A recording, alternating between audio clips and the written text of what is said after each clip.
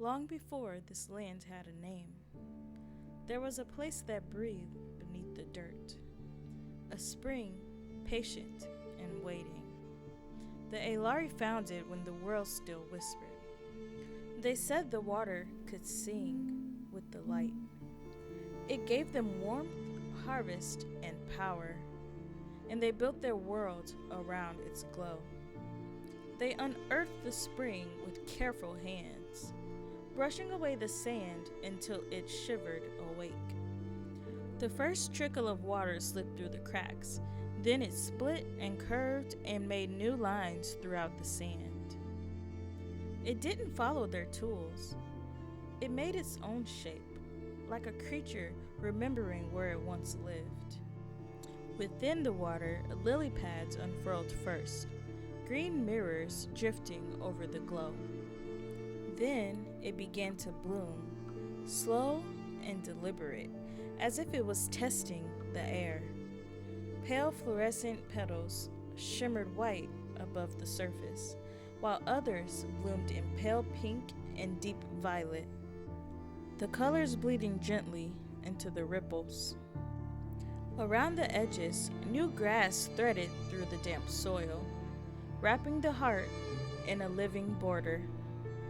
For a fleeting moment, it felt as if the island was starting to breathe again. South of the heart, a narrow passage disappeared in the trees, a place the light could never quite reach. From the river, you can almost see it, just a shimmer between the vines. But the river was merciless. Stones jutted like teeth, and the river hissed as it passed.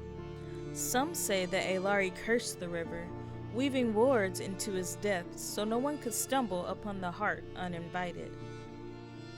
Others say the river did it on its own, protecting what it loved. Either way, very few have reached the entrance, and those who did spoke of whispers beneath the water, a voice that followed them long after they reached the shore.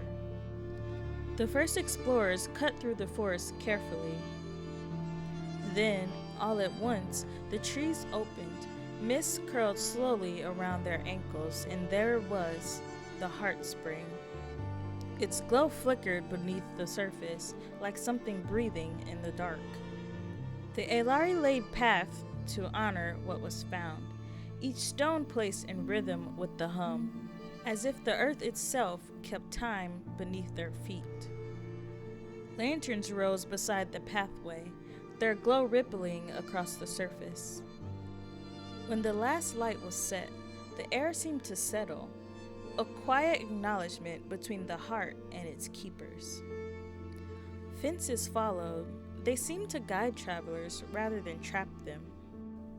It wasn't just a path, it was a vow, a promise drawn in light and stone, so the island remembers it's not alone. As years passed, the island started to wrap itself around the heart.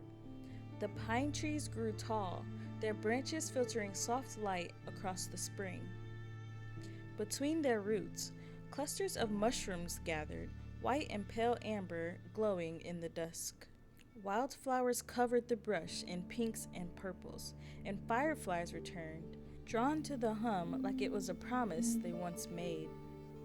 The Aelari built their community around this heart, a market to trade, gardens to gather, and a hall that kept the secrets of the island. For a time, it was perfect. The spring gave freely, and the island responded in abundance. But the heart's light didn't stay for long.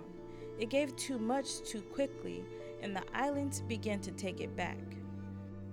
The laughter faded first, the homes emptied next, and the shimmer? It faded to a pulse you could barely see beneath the water. By the time the last ember of light was beneath the surface, the Aelari were gone. The spring still breathes, but the rhythm is wrong now. Fletch brought me here. She said it was time to restore what was lost. She speaks like she's been here before. The wind hums through the trees, and I swear when it does, I could hear a heartbeat. Something here isn't sleeping, it's waiting.